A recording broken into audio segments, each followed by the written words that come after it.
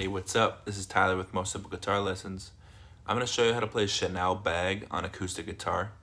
If you find this video helpful, please like and subscribe. I'd really appreciate that. Let's get started. Alright, so this song's in standard tuning with no capo. You're going to use 3 power chords. The first one is X244. So just plucking these 3 strings, 2, 4, 4. On the A, D, G. Second chord is 3, 5, 5. On the E, A, D strings, E, A, D, 3, 5, 5. And the fourth chord is 5, 7, 7 on those same 3 strings. So you got 2, 4, 4, 3, 5, 5,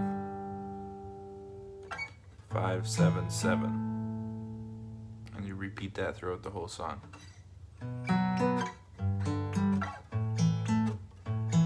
So you just play this one once, this one once, and the last one twice. Just like that.